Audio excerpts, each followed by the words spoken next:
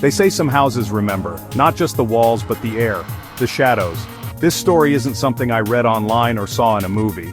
It happened to my cousin, James, in 2011, in a small town outside of Pittsburgh, Pennsylvania.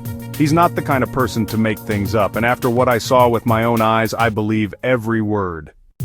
James had just bought a fixer-upper. Cheap, but charming. Old wood floors, cracked walls, a musty smell that clung to everything.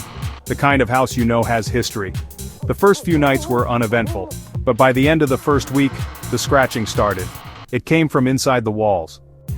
At first he thought it was rats. He called pest control. They came, found nothing, no droppings, no nests, nothing, but the scratching continued, always at night, and always behind his bedroom wall. He told me he started sleeping with the light on. Then things got worse. One night, James woke up to the sound of whispering, low, guttural voices, like they were arguing. He pressed his ear to the wall, and swears he heard his name.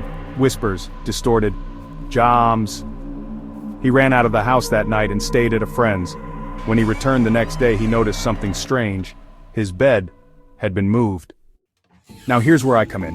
He called me to help check the place out. I didn't believe in ghosts. I still don't know what I believe, but that house. We tore open the wall where the noise came from.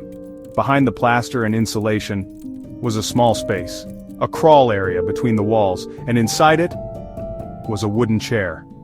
Just a chair, facing the wall. Nothing else. No door. No way to get in from the outside, like someone had been put there. Trapped. We got out, we sealed the wall. James moved out a week later. Later we did some digging. Turns out back in the 1950s, the house was owned by a man named Samuel Delaney. He had a brother, mentally ill, they said.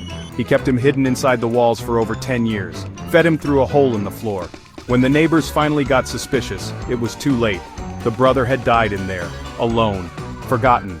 Now tell me that doesn't leave something behind. Some nights, James still hears scratching even in his new apartment. He doesn't sleep much, and he never, ever checks behind the walls.